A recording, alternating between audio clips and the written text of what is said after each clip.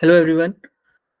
तो आज के इस लेक्चर में हम अवंती वाले जो प्रीवियस ईयर हमारा जो पेपर हुआ था, प्रीवियस जो टेस्ट पेपर आप लोगों का हुआ था अवंती का, जेई का, उसका सॉल्यूशन देखेंगे।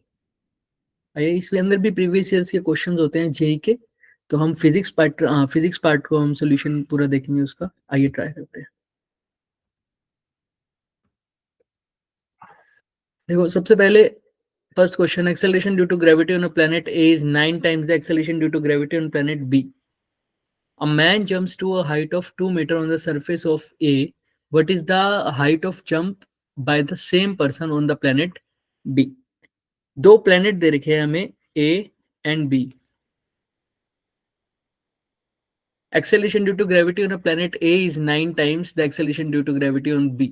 तो अगर यहाँ पर gravity acceleration due to gravity g a है और यहाँ पर जी बी है, तो उन्होंने बोल रखा है कि जो ग्रेविटेशन एक्सेलरेशन है, ग्रेविटेशनल एक्सेलरेशन बी पर जो है वो 9 टाइम्स है ग्रेविटेशनल एक्सेलरेशन ए के. ओके, तो कह रहा है कि अगर एक पर्सन ए पर जंप करता है तो उस कितनी हाइट जंप कर पाता है, 2 मीटर. उसी अगर बी पर जंप करेगा तो कितनी हाइट पर जंप कर पाएगा. अब इस बात से ये अंडरस्टूड है कि बंदा दोनों प्लैनेट्स पर जो है वो बंदा सेम वेलोसिटी से ही क्या करेगा अगर जंप करेगा. तो आओ देखते हैं. सबसे पहले चाहे इधर लगा लो चाहे इधर लगा दो, कंजर्वेशन ऑफ एनर्जी तो हमेशा एप्लीकेबल रहेगी चाहे प्लेनेट कोई भी हो. तो कंजर्वेशन ऑफ एनर्जी में यहाँ पर क्या हुआ है सर, यहाँ पर जब वो जंप किया है तो मान लो किसी वी वेलोसिटी से जंप किया है, तो यहाँ पर भी वी वेलोसिटी से जंप किया होगा. अब जब वो जंप करा होगा तो उसके पास पोटेंशियल एनर्जी आ गई होगी, लेकिन जिससे जंप किया था वो वेलोसिटी थी. यानी सर जो इसकी काइनेटिक एनर्जी है वो किस में बदली है, पोटेंशियल एनर्जी में. तो चेंज इन काइनेटिक, जो काइनेटिक एनर्जी का जो डिक्रीज हुआ है वो पोटेंशियल एनर्जी के इंक्रीज में आ जाएगा. तो आप बस एनर्जी का कंजर्वेशन लगाओ. काइनेटिक एनर्जी क्या होती है, हाफ एम वी स्क्वायर, और पोटेंशियल एनर्जी क्या हो जाएगी, एम जी एच. अब ध्यान से देखने वाली बात यह है कि मास तो उसका चेंज होने नहीं वाला कभी भी, तो इधर भी हाफ एम तो सेम ही रहेगा. वेलोसिटी, जिस वेलोसिटी से वो फर्स्ट प्लेनेट पे मूव जंप किया उसी वेलोसिटी से बी प्लेनेट पे भी मूव किया होगा, जंप किया होगा. तो काइनेटिक एनर्जी तो दोनों केस में सेम ही रहने वाली है, is equal to m g. Mass अभी भी सेम है. जी की जगह क्या लिख सकते हो आप, यहां पर तो जी हो जाएगा ए, जी एट ए, और यहां पर जी क्या हो जाएगा, जी एट प्लेनेट बी, और साथ में एच हाइट यानी प्लेनेट बी पर कितना होगा, यहाँ पर प्लेनेट ए पर कितना. तो जनरली ये इक्वेशन है हमारी फर्स्ट एंड सेकंड. दोनों ही इक्वेशन को अगर मैं डिवाइड कर दूं बच्चों, तो हाफ एम से हाफ एम तो कट जाएगा, वी स्क्वायर से वी स्क्वायर भी कट जाएगा. मतलब सिंपल सी बात है सर, क्या आ जाएगा, m g h a is equal to m g b h b. M से एम भी कट जाएगा अगर आप ध्यान से देखोगे तो, क्योंकि यहाँ पर ध्यान से देखने वाली बात है क्योंकि दोनों साइड की लेफ्ट हैंड साइड सेम है. तो ध्यान से देखो, जी ए क्या है, सिंपल जी ए ही है, जी बोल दो इसको. एच ए कितनी दे रखी है हमें, 2 मीटर प्लेनेट वन पर. जी बी कितना है, जी बाय 9, और एच बी कितना दे रखा है हमें, एच बी तो हमें निकालना है, तो जी से जी चला गया तो 18 is equal to h b. 18 metre वो जंप कर पाएगा. आइए चेक करते हैं, तो देख लीजिए इसका आंसर क्या ही है, 18 मीटर. तो इसका सोल्यूशन ये है, अगर किसी को डाउट रहता है तो अभी स्क्रीनशॉट ले सकता है वो. ओके, तो सिंपल एनर्जी का क्या ट्रिक है यहाँ पर सर, ट्रिक तो क्या ही है, यहाँ पर एक ही चीज का यूज किया हमने, एनर्जी कंजर्वेशन. आइए नेक्स्ट ट्राई करते हैं.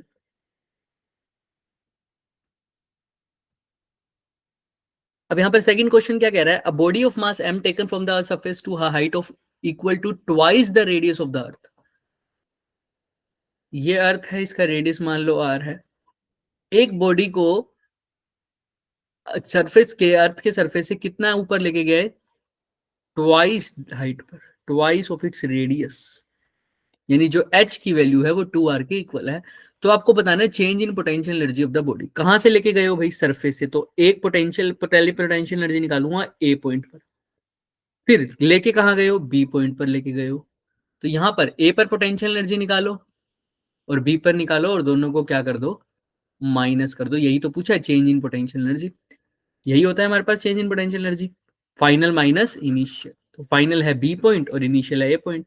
और पोटेंशियल एनर्जी का फॉर्मूला होता क्या है सर, पोटेंशियल एनर्जी का जनरल फॉर्मूला होता है हमारे पास minus g m m upon में आर। आर उन दोनों की बॉडीज के बीच के सेंटर टू सेंटर का डिस्टेंस।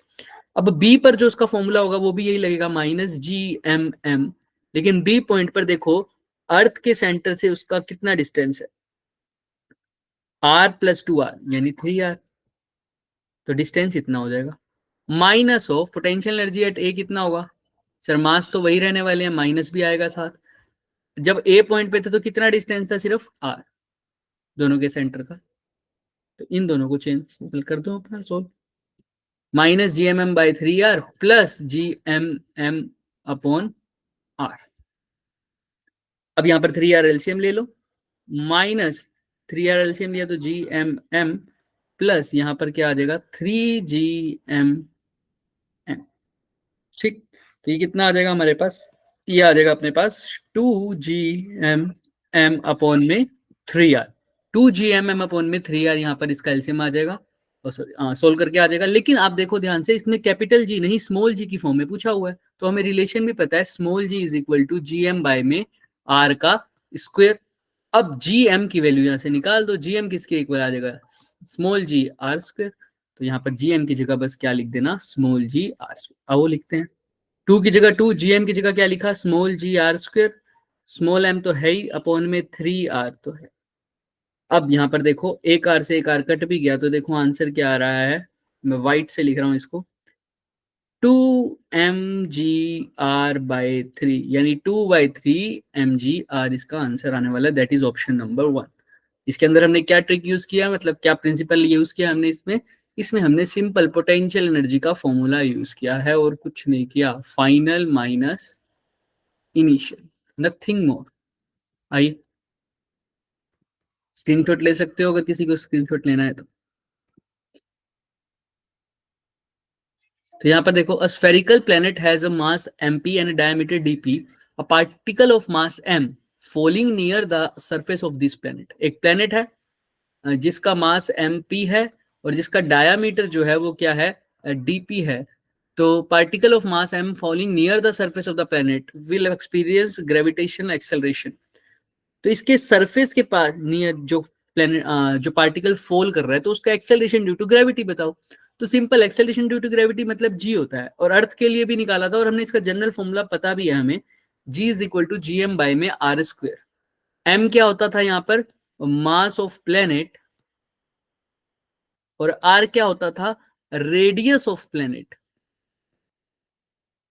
अब मास ऑफ प्लेनेट और रेडियस ऑफ प्लेनेट जब हमें पता है तो यहाँ पर वैल्यू पुट कर देते हैं, जी की जगह जी, एम क्या है, मास ऑफ प्लेनेट MP है, आर रेडियस ऑफ प्लेनेट होता है, लेकिन यहाँ डायमीटर दे रखे और आपको पता है डायमीटर क्या होता है, रेडियस का डबल, रेडियस का डबल, तो रेडियस क्या हो जाएगा, डायमीटर का हाफ हो जाएगा।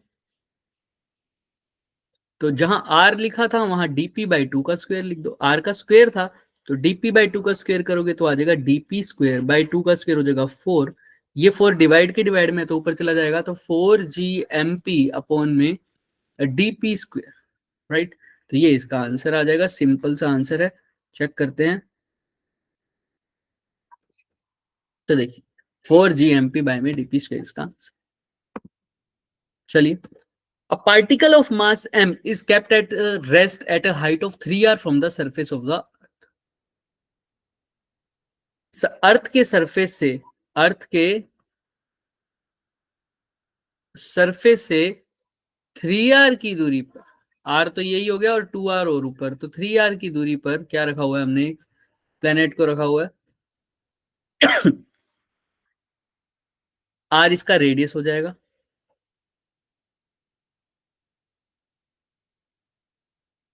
m इसका मास हो जाएगा, minimum speed with which it should be projected so that it does not return back। अब कितनी वेलोसिटी से इसको या कितनी स्पीड से फेंके कि वापस अर्थ के सरफेस पे ना आए, तो आपको सबको पता है उस स्पीड का नाम होता है एस्केप स्पीड। अब यहाँ पर एस्केप स्पीड का जनरल फॉर्मूला यूज मत करिएगा, यहाँ पर एस्केप स्पीड का प्रिंसिपल यूज किया गया करिएगा जब हमने डेरिवेशन में यूज किया। एस्केप स्पीड का प्रिंसिपल क्या होता था, एस्केप स्पीड का प्रिंसिपल ये होता था, जब हम निकालने के लिए जो प्रिंसिपल यूज किया था वो ये किया था कि हम इमेजिन करते हैं कि हमने इन्फिनिटी तक भेजना है ना, तभी वो एस्केप हो पाएगा। तो इन्फिनिटी पे नेट टोटल एनर्जी क्या हो जाएगी, जीरो हो जाएगी। टोटल एनर्जी क्या हो जाएगी, जीरो। तो तुमने वही करना है, पार्टिकल की टोटल एनर्जी को क्या कर देना है, जीरो पुट कर दो। और टोटल एनर्जी में आता है kinetic energy plus potential energy. मैं टोटल मैकेनिकल एनर्जी की बात कर रहा हूँ। तो यहाँ पर काइनेटिक एनर्जी का तो फॉर्मूला आप सबको पता है, हाफ एम वी स्क्वायर। इस वेलोसिटी से उसको फेंका हुआ है। अब पोटेंशियल एनर्जी क्या हो जाएगी, minus g m m initial total energy. भाई टोटल एनर्जी को अगर इनिशियल जीरो है तो फाइनल भी जीरो होगी ना, क्योंकि मैकेनिकल एनर्जी कंजर्व्ड रहती है इसीलिए। तो फाइनल तो वैसे भी जीरो है, तो मैंने इनिशियल वाली देख ली, ये फाइनल है, ठीक है। और तुम्हें पता है टोटल एनर्जी इनिशियल जो है वो टोटल एनर्जी फाइनल के इक्वल होगी। तो फाइनल वाली तो वैसे ही जीरो है, तो इनिशियल वाली भी जीरो के इक्वल होनी चाहिए। तो मैं वही कर रहा हूँ। तो इनिशियली जो काइनेटिक एनर्जी थी वो हाफ एम वी स्क्वायर थी। पोटेंशियल एनर्जी कितनी थी, पार्टिकल यहाँ है, इनिशियली कहाँ था भाई, 3r डिस्टेंस पर, सरफेस पे नहीं है ना, 3r डिस्टेंस पे है। तो जी एम एम अपॉन में कितना हो जाएगा, अब ध्यान से देखो, ये 3r कहां से होगा, अब ये ध्यान से देखते हैं आओ। At a height 3r from the surface of the earth, r इसकी रेडियस है, तो मैं इसको दूसरे कलर से दिखा देता हूँ। 3r सरफेस से कितनी दूरी पर है, 3r डिस्टेंस पर है, यहां पर कहीं पार्टिकल है। तो टोटल डिस्टेंस कितना हो गया, अर्थ के सेंटर में और पार्टिकल के डिस्टेंस, पार्टिकल के सेंटर के बीच में 3r प्लस आर 4r। तो डिस्टेंस की जगह क्या लिखोगे, minus g m m upon में 4r is equal to zero. ये माइनस है, उधर जाके बच्चों हो जाएगा प्लस का। तो आप सिंपल लिख सकते हो half m v square is equal to g m m upon में 4r। टू यहाँ पर देखो, m से m कट जाएगा अपने पास। अब m से m अगर कट गया, m से m अगर कट गया, तो यहाँ पर half v square is equal to g m upon में 4r। टू से यहाँ पर टू भी कट जाएगा, तो वी स्क्वेयर किसके इक्वल आ जाएगा भाई, जी एम अपॉन में 2r के इक्वल आ जाएगा। और v किसके इक्वल आ जाएगा, under root g m upon में 2r। सिंपल सा क्वेश्चन। मैं अभी रिपीट भी कर दूंगा कंसेप्ट। ये आ जाएगा ऑप्शन नंबर बी हमारे पास। देखो जी एम अपॉन में अंडर रूट 2r, तो ऑप्शन नंबर बी फोर्थ का। तो देखो ये आंसर इसका है, फोर्थ का आंसर बी। इसमें क्या यूज किया हमने, हमने सिर्फ एक ही चीज यूज किया कि टोटल एनर्जी कंजर्व्ड रहेगी और initial is equal to final. Total कौन सी, मैकेनिकल एनर्जी। तो फाइनल तो जीरो ही हो जाने वाली है, तो इसलिए हमने kinetic energy initial plus potential energy initial भी जीरो के इक्वल पुट कर दिया। पोटेंशियल एनर्जी में मैंने हाइट को एट 4r लिखा है, क्यों, क्योंकि सरफेस से जो डिस्टेंस है वो 3r है पार्टिकल का, लेकिन सेंटर से r और भी है, तो total distance 3r plus r हो जाएगा 4। चलिए, a satellite of the earth is revolving around it in a circular orbit with uniform speed v. If the gravitational force suddenly disappears, the satellite will, देखो वो कह रहा है कि एक सैटेलाइट ऑर्बिट कर रही है around the earth, circular orbit में, ठीक ऐसे हर पॉइंट पे उसके पास वेलोसिटी होती है, जो टेंजेंशियल वेलोसिटी भी थी, है ना। और वो सर्कल में क्यों घूम रहा होता है भाई, अगर वेलोसिटी उसके पास टेंजेंशियली होती है तो वो सर्कल में क्यों घूम रहा होता है, वो सर्कल में इसलिए घूम रहा होता है क्योंकि उसके पास सेंट्रीपिटल फोर्स होती है ना। और वो सेंट्रीपिटल फोर्स किसके कारण मिलती है भाई, ग्रेविटेशनल फोर्स के कारण। अगर ग्रेविटेशनल फोर्स जो है वो डिसअपियर हो जाए, सडनली खत्म हो जाए, तो सेंट्रीपिटल फोर्स भी चली जाएगी। तो सेंट्रीपिटल फोर्स चली जाएगी तो देखो इसके पास सिर्फ टेंजेंशियल वेलोसिटी रह जाएगी, तो पार्टिकल टेंजेंशियली मूव करने लग जाएगा, इसीलिए आंसर आएगा मूव टेंजेंशियल। अगर यहाँ पर हमारे पास ग्रेविटेशनल फोर्स डिसअपियर हो जाए। और मैथमेटिकली भी देख सकते हो भाई, अगर सेंट्रीपिटल फोर्स जीरो हो जाए, तो सेंट्रीपिटल फोर्स जीरो कब होगी, ये चीज जीरो कब हो रही है, जब वेलोसिटी तो है वो चल तो रही है, आर जब नीचे डिनोमिनेटर इनफाइनाइट हो जाए तब ये पार्टिकल होगा, क्योंकि समथिंग डिवाइड बाय इन्फिनिटी वही जीरो होगा बच्चों। तो आर इन्फिनिटी हो जाए तभी ये जीरो हो जाएगा। और आर इन्फिनिटी हो गया तो मतलब कभी सर्कल कंप्लीट हो ही नहीं रहा, तो मतलब वो टेंजेंशियली निकल जाएगा, ऐसे सर्कल कंप्लीट ही नहीं हो रहा, पता नहीं इन्फिनिटी पर जाके वो कंप्लीट रेडियस बनेगी पूरी। तो इसलिए टेंजेंशियली जाएगी अगर ग्रेविटेशनल फोर्स सडनली डिसअपियर हो जाए तो। आइए, तो यही इन्होंने मैथमेटिकली अप्रोच लगा रखी है। चलिए,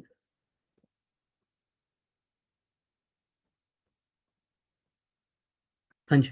तो ratio of the weight of an object at a height r/2 from the earth surface to the point at a depth r/2 from the earth surface. देखो क्या बोल रहा है वो, ratio of the weight of an object at a height r/2 from the earth surface. Earth surface लिया, ये r distance है, इससे कितनी हाइट पर चले जाएं, r/2, r/2 हाइट पर अगर हम चले जाएं तो ग्रेविटेशनल एक्सेलरेशन की जो वैल्यू होगी, इसको gh बोल देते हैं,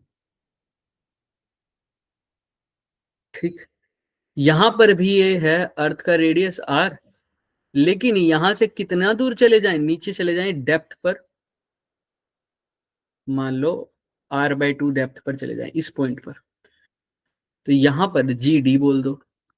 भाई एक जगह मैं r/2 अर्थ के सरफेस से ऊपर गया हूं हाइट पर, और एक जगह अंदर गया हूं डेप्थ पर r/2, तो बताओ यहां पर जो जी एच आएगा और यहां पर जो जी की वैल्यू आएगी उनकी रेशियो क्या होगी, आप सबको पता है। पहले जी डी निकाल लेते हैं।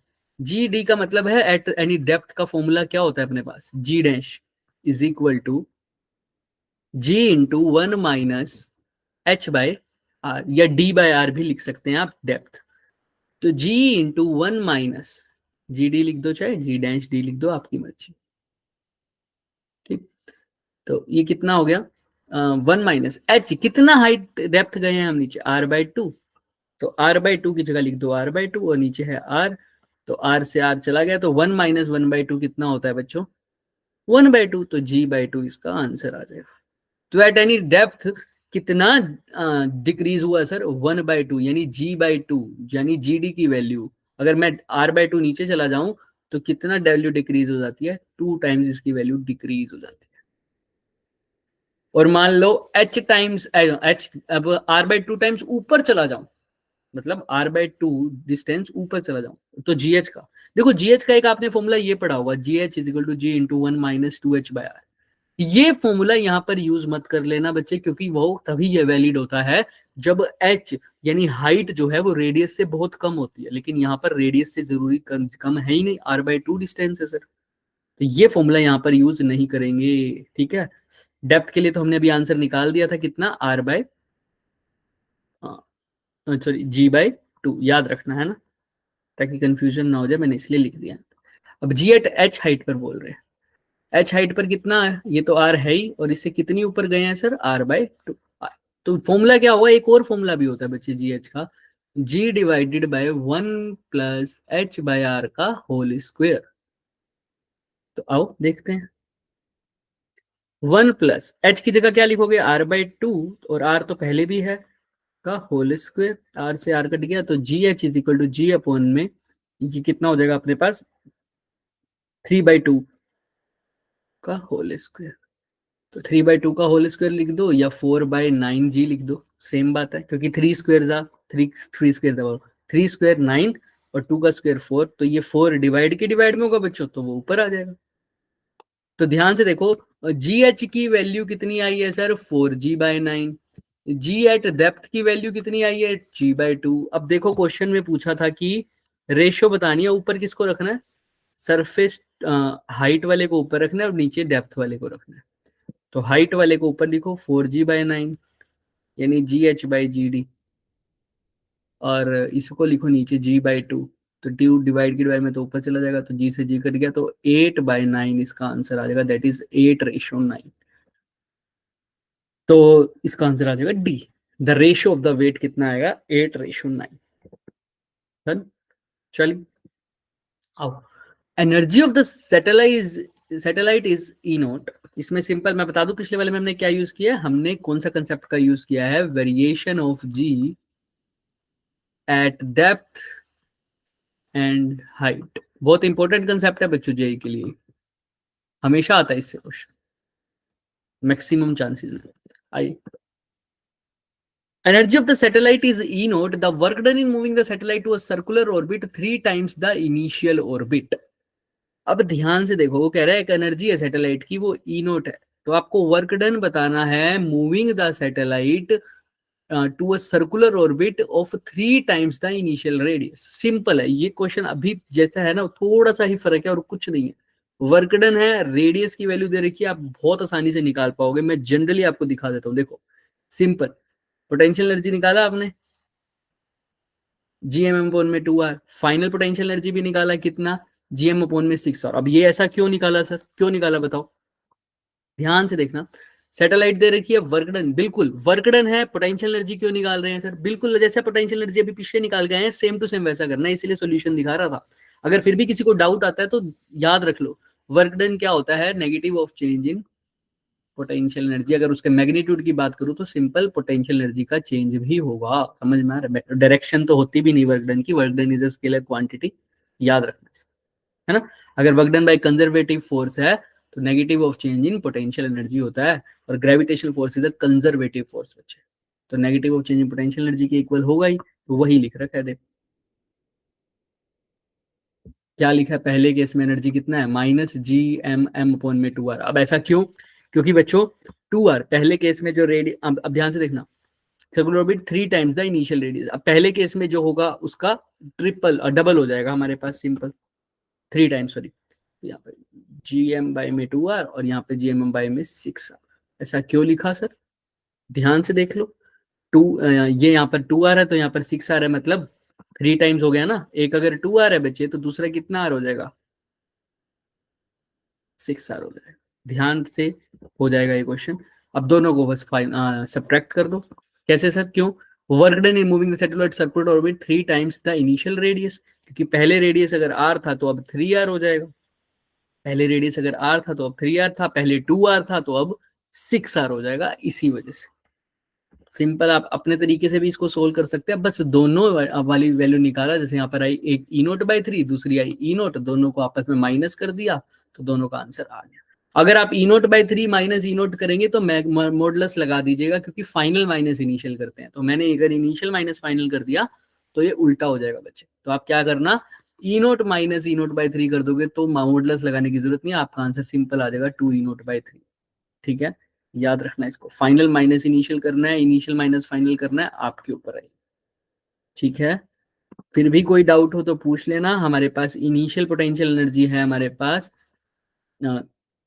पास इनिशियल एनर्जी है, सॉरी, वो कितनी है, Gm/2r माइनस का, और फाइनल कितनी आ जाएगी हमारे पास, -Gm/6r। और ध्यान रखना ये E0 है तो ये फिर E0 कितना हो जाएगा, 3, सिंपल। और फाइनल माइनस इनिशियल हमने कर दिया, और कुछ करने की भी जरूरत नहीं है इसमें। अच्छा, इसके अंदर ऐसा है, ये क्वेश्चन और भी आ जाता है कभी कभी, मैं बता देता हूँ। अगर आपको टोटल एनर्जी कभी निकालनी हो तो वो कैसे निकालोगे। देखो, एक तो पोटेंशियल एनर्जी का फॉर्मूला आपको पता होता है, -Gm/m/r, ये होता है, आप सबको पता होगा ये फॉर्मूला। अगर अब ध्यान से देखो, अगर इसके अंदर काइनेटिक एनर्जी भी पूछने लग जाए वो, अब आर तो आ गया, अब मेरे को टोटल एनर्जी निकाल के काइनेटिक निकालनी है। अब काइनेटिक एनर्जी का फॉर्मूला आपको पता है, ½ mv², लेकिन v² नहीं पता। इस केस में अगर वो सर्कुलर ऑर्बिट में मूव भी कर रहा है तो आप v का फॉर्मूला भी निकाल सकते हो ऑर्बिटल वेलोसिटी की हेल्प से। ऑर्बिटल वेलोसिटी का फॉर्मूला होता है √Gm/r, तो आप v की जगह Gm/r भी लिख सकते हो। तो ये काइनेटिक एनर्जी का फॉर्मूला हो जाएगा। फिर दोनों को आप सब्ट्रैक्ट कर दोगे, या मतलब ऐड करोगे, तो क्योंकि ये नेगेटिव में है तो वो सब्ट्रैक्ट ही हो गए ओवरऑल, तो वो टोटल एनर्जी आ जाएगी। तो अगर टोटल एनर्जी भी सिंपल वेलोसिटी के बिना निकालनी हो, बिना वेलोसिटी गिवन हो, तो आपको टोटल एनर्जी निकालनी हो तो आप ऐसे भी निकाल सकते हैं, याद रखना इस बात। ठीक है, अब कई बच्चों को ये भी डाउट हो रहा होगा कि भाई सर आप ये क्वेश्चन करा तो रहे हो, लेकिन हमें ये समझ नहीं आया कि एनर्जी जो है ये Gm/m में आर जो होता है वो तो रेडियस होता है, लेकिन यहाँ पर 2r दे रखा है और यहाँ पर 6r दे रखा है। ये तो समझ जाएंगे 6r होगा, लेकिन ये 2r कैसे आएगा, सोचने वाली बात है भाई। ये 2r कैसा आएगा, ये थोड़ा सा होमवर्क है, बहुत आसानी से हो जाएगा, एक बार सोच के आना। फिर भी किसी को कोई डाउट हो तो मेरे से पूछना जरूर, ये सर 2r कैसे आया, है ना। मैं आपको एक बता देता हूं। अब ये सर्कुलर ऑर्बिट में सैटेलाइट मूव कर रही थी, ठीक, the work done in moving the satellite to a circular orbit of 3 times the initial radius. ये हमारे पास आर है, इसको सर्कुलर ऑर्बिट में मूव करना है। अब सैटेलाइट की एनर्जी जो थी तो वो E0 थी, सैटेलाइट की जो एनर्जी थी वो कितनी थी, E0 थी, और उसका फॉर्मूला हमें पता है, एनर्जी का नहीं, अगर मैं सिंपल वेलोसिटी का बोलूं तब भी। ठीक है, तो ध्यान रखना, ये सोच के आना एक बारी कि भाई ये 3r है तो वो 6r कैसे हुई। ऐसा क्यों नहीं हुआ सर, यहाँ पर -Gm/m/r है और यहाँ पर -Gm/3r, क्या मैं ऐसा भी लिख सकता था, सोचना थोड़ा सा, है ना। आंसर तो आ जाएगा आपके साथ, सोल्यूशन भी है, स्क्रीनशॉट भी ले लेना, बट फिर भी सोचना बहुत जरूरी है कि सर यहाँ पर ये 2r क्या हुआ। फिर भी कोई डाउट आए, हम इसको नेक्स्ट सॉल्यूशन में हम इसको अपडेट भी करेंगे, आपको दिखाएंगे भी सही क्या आप लोगों ने सही सोचा या नहीं। एक बार सोचना इसको, क्या सर ये टोटल एनर्जी है, क्या ये पोटेंशियल एनर्जी है? क्योंकि वर्क डन को तो हम लिखते हैं ना final potential energy minus initial potential energy. तो आंसर तो आ गया, लेकिन इस बात के बारे में एक बार थोड़ा सा सोचना जरूर। आओ चलते हैं। अब वो क्या कह रहे हैं, a bike running at its peak speed stops after covering a distance of x after brake is applied on a horizontal rough road. What would have been the stopping distance if gravitation ceases to exist? एक bike run कर रही है अपनी peak speed पर, जितनी speed उसकी हो सकती है, ठीक है, और वो एक्स डिस्टेंस कवर कर रही है आफ्टर ब्रेक इज अप्लाइड। अब उसमें ब्रेक लगा दी, एक रोड पर जा रही है भाई बाइक, ठीक, ये ऐसे लिख देते हैं बाइक, ठीक, ये जा रही है एक रोड पर। तो आपको बताना है कि ब्रेक लगाने के बाद कितना डिस्टेंस कवर किया होगा। आपको लगता है ब्रेक लगानी है तो भाई फाइनल वेलोसिटी जीरो, तो हम ये इक्वेशन यूज कर सकते हैं, v square minus u square is equal to 2as। ठीक है, इसका भी सॉल्यूशन ही देख ले तो फटाफट, आओ दिखाई देते हैं, चलो फटाफट करते हैं। V square minus u square is equal to 2as। अब वो कह रहे हैं कितना डिस्टेंस ट्रेवल किया, भाई फाइनल वेलोसिटी तो ब्रेक लगाने के बाद जीरो होने वाली है, इनिशियल मान लो minus u square is equal to 2as। तो s कितना हो जाएगा भाई, minus u square by 2a, ऐसी तो है स्टॉपिंग डिस्टेंस, यही निकालना है। अब आपको पता है ये u पर डिपेंड कर रहा है और एक्सेलरेशन पर डिपेंड कर रहा है। अच्छा u तो नहीं पता, एक्सेलरेशन के बारे में देखते हैं।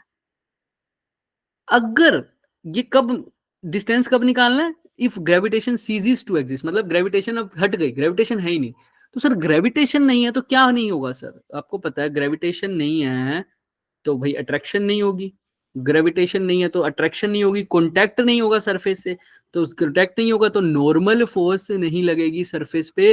और आपको पता है ये अगर बॉडी स्टॉप होएगी तो ये फ्रिक्शन के कारण होएगी, और फ्रिक्शन का फॉर्मूला बच्चे होता है म्यू इंटू एन, यानी फ्रिक्शन सीधा सीधा नॉर्मल फोर्स पे डिपेंड करता है। और अगर नॉर्मल फोर्स जीरो है बच्चे तो फ्रिक्शन भी जीरो हो जाएगा, और फ्रिक्शन जीरो हो जाएगा तो भाई ये जीरो होगा, फ्रिक्शन जीरो नहीं होगा। अगर ध्यान से सुनना, फ्रिक्शन जीरो हो गया तो बात ठीक है कि भाई फ्रिक्शन ही जीरो, रोकने वाला फ्रिक्शन, अब फ्रिक्शन ही नहीं है तो वो कभी रुकेगी ही नहीं, वो चलती रहेगी चलती रहेगी चलती रहेगी चलती रहेगी चलती रहेगी चलती रहेगी। इसीलिए सर यहाँ पर इनफाइनाइट आएगा, क्योंकि भाई रुकेगा ही नहीं, उसको रोकने वाला ही कोई नहीं होगा। आओ, वैसे ये सीधा सोल्यूशन देखने का ही था इसका तो, और कुछ सोल्व करने का था भी नहीं, समझ जाना चाहिए था ये। In absence of gravity, the normal reaction on the flat rod would be zero, hence the frictional force would be zero, so stopping distance should be infinite. आइए, दो रेडियस दे रखे हैं सर, T1 बाई T2 निकालना है, बहुत आसान question है sir. दो रेडियस दे रखे हैं, T1 बाई T2 निकालना है। आप सबको पता है, केपलर लॉ में पढ़ा और वैसे भी पढ़ा हुआ है आप लोगों ने, T square directly proportional to r cube. तो T1 बाई T2 का whole square is equal to R1 by R2 का होल क्यूब। अब T1 बाई T2 तो निकालना है, इनकी रेशियो, तो इसको तो छेड़ो मत अभी।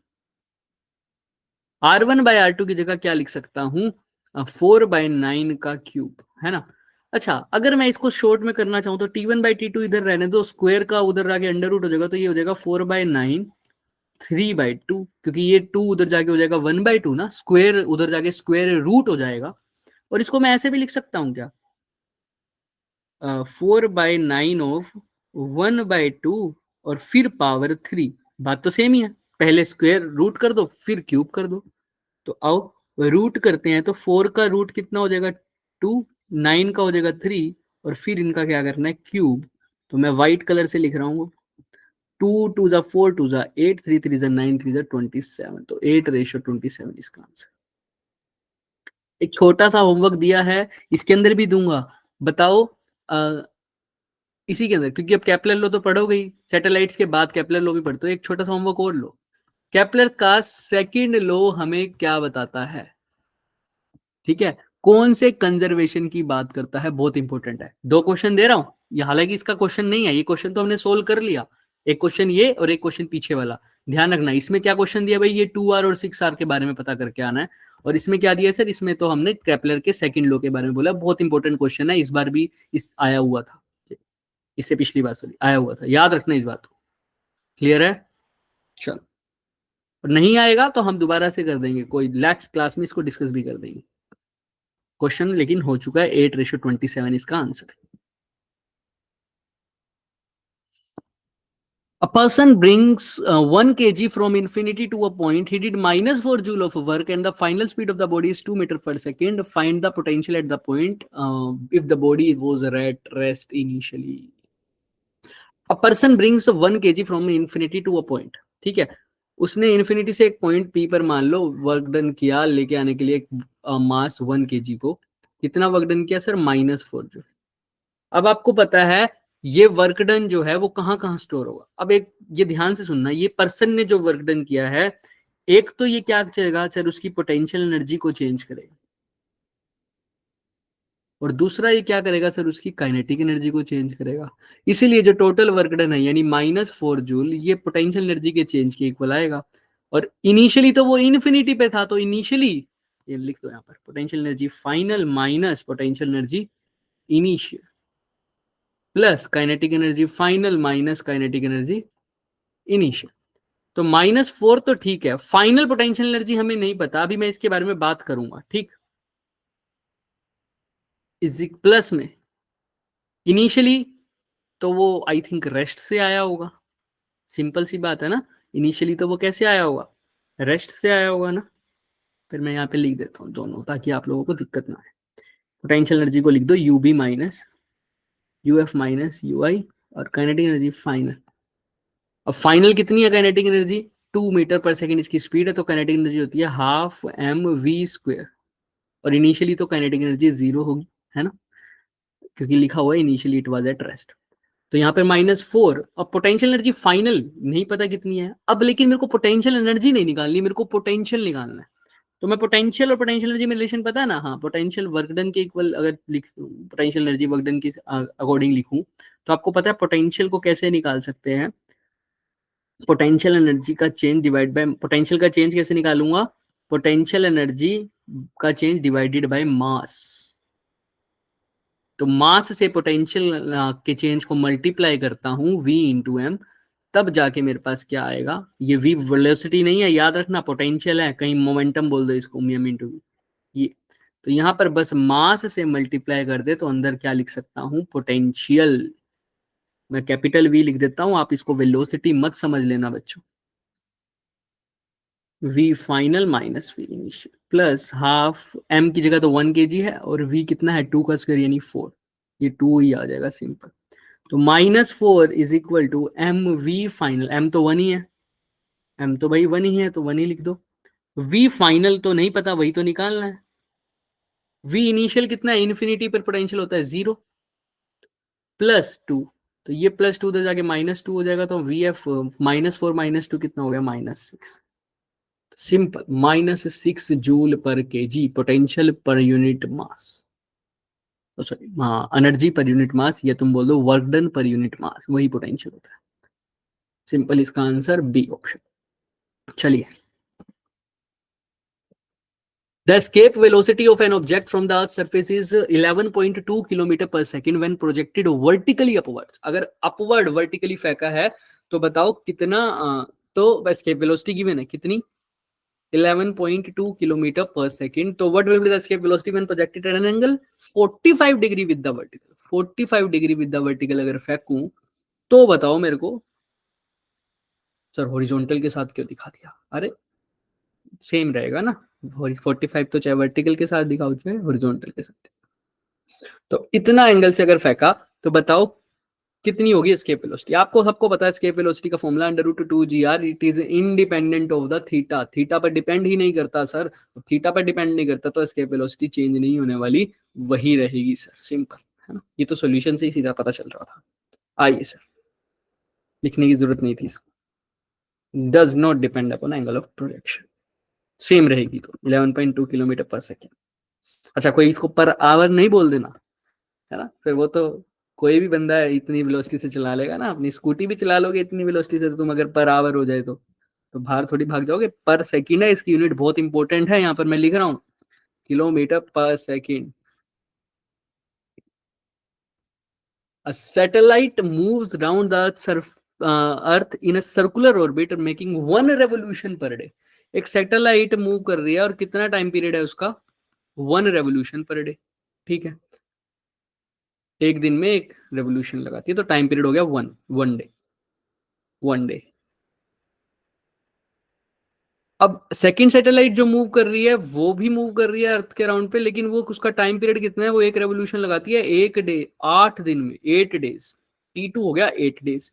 तो आपने ऑर्बिट बताना है सेकंड वाली का रेडियस कितना होगा।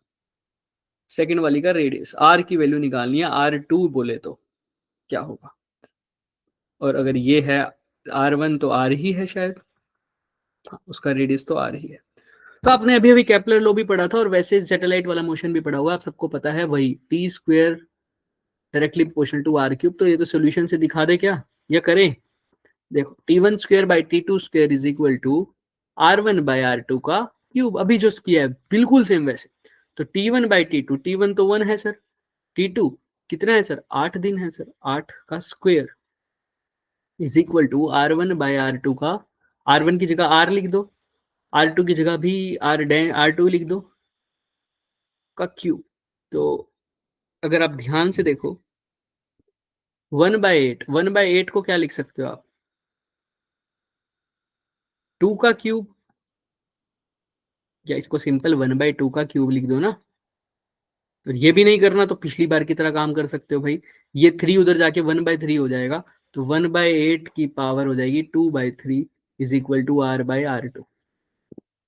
1/8 की पावर अगर 2/3 है R1/R2 सॉरी, आपके ऊपर छोड़ दे क्या होमवर्क के लिए, चलो कोई नहीं, कर देते हैं। अब देखो R2 निकालना है, तो पहले इसको क्यूब कर दो, फिर इसका स्क्वायर कर दो। इसका क्यूब 1 to 8 का क्यूब होता है 2 क्यूब रूट सॉरी, है ना, और फिर इसका स्क्वायर कर दो R/R2। तो 1/4 इज इक्वल टू R/R2। तो R2 किसके इक्वल आ जाएगा बच्चे, 4R। सिंपल सा क्वेश्चन है, 4R की इक्वल आ जाएगा 12th का बी। चलिए let's start. A body weighs 700 gram weight on the surface of the earth, ठीक है। How much will it weigh on the surface of the planet whose mass is 1/7 and radius is half of the earth. अब mass of the planet दे रखा है अर्थ के m, अगर अर्थ का मास m है, तो अर्थ का रेडियस r है, तो प्लेनेट का मास है m/7 और प्लेनेट का रेडियस कितना है, r/2, राइट, यस, ठीक।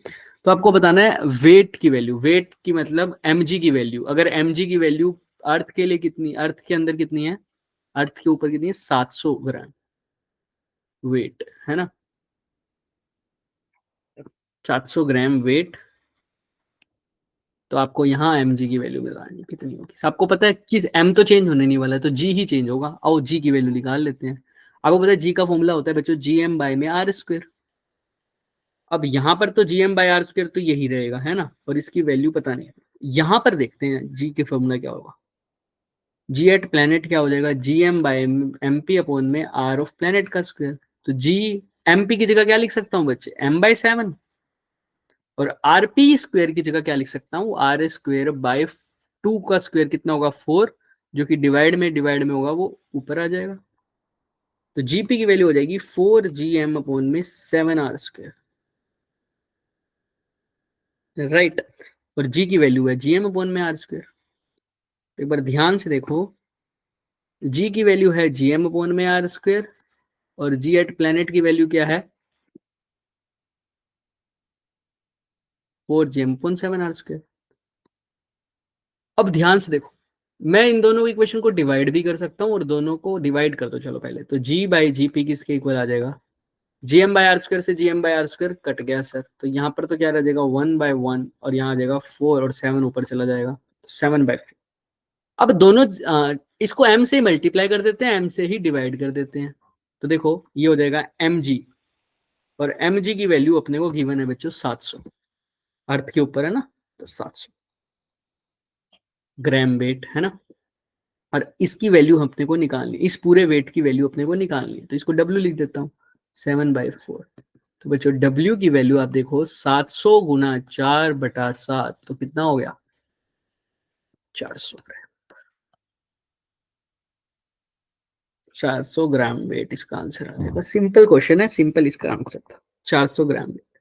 क्या किया है सर, इसमें भी वेरिएशन इन जी, देखो वेरिएशन इन जी का क्वेश्चन बहुत इंपॉर्टेंट है, तो ये होमवर्क ले लो, सर आप होमवर्क ही देते जा रहे हो बच्चे, क्वेश्चन का सोल्यूशन तो कराना है, बट साथ में आपको पता भी तो होना चाहिए ना आपको कौन से टॉपिक्स पे ज्यादा फोकस करना है। Variation of g is a important topic boards के लिए भी और जेई के लिए भी, एंड नीट के लिए भी होता है वैसे तो ये।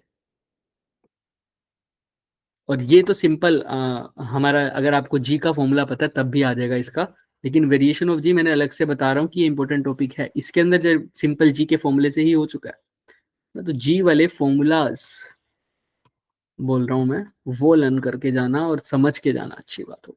समझोगे कैसे? अगर सर का दिया हुआ वो होमवर्क करोगे। एक तो खास बात वो वाली मैं बार बार याद दिला रहा हूँ कि सर मैं जानना चाहता हूँ तुम लोगों से भी कि सर ये सोचना इस पे बैठ के ये 2R कैसे आया और ये 6R कैसे आया, ठीक है? अगर जनरली R और 3R लोगे आंसर तुम्हारा सब भी आ रहा है, बट तुमको दिमाग लगाना है क्यों ऐसा हो रहा है, ये 2R और 6R कैसे ले सकते, क्या मर्जी है क्या, अपनी मर्जी से ले लिया क्या, ऐसा कुछ हुआ, तुम सोचना होगा कैलकुलेशन के लिए ऐसा किया है, ये सच्ची में ऐसा आएगा। और मैंने टोटल एनर्जी निकालनी भी सिखाई है आपको, वो कैसे निकालनी है, टोटल एनर्जी का फॉर्मूला भी बताया मैंने आपको। टोटल एनर्जी का फॉर्मूला कैसे निकालना था, हाफ एम वी स्क्वायर की जगह क्या लिखोगे, जी एम बाय में आर, है ना, under root g m by r, तो जी एम बाय में R, तो ये हो जाएगा जी एम एम अपॉन में 2R। और पोटेंशियल एनर्जी कितनी होती है, थोड़ा सा हिंट तो यहाँ से भी मिल रहा है आपको, है ना, तो दोनों को माइनस करोगे तो क्या आ रहा है, -2 GMM अपॉन में 2R। हाँ, क्या सर यहाँ पर भी 2R है? हाँ है। अच्छा थोड़ा सा और सोचना, लास्ट अब डबल कर देंगे, अब रेडियस अगर मैं डबल कर दूंगा, ट्रिपल कर दूंगा सॉरी रेडियस, तो यहाँ पे R की जगह 3R हो जाएगा, यहाँ पे 2R की जगह 6R हो जाएगा। अब क्या होगा सर, क्या 6R एलसीएम आ जाएगा? हाँ आ जाएगा।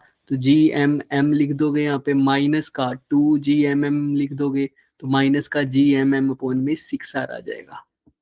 समझ रहे हो? मैंने हिंट दिया था घर पे करने के लिए क्वेश्चन, बट आंसर इसका आ गया, मैंने हिंट तुम्हें दे दिया है, ये 2R और 6R क्यों दिया है।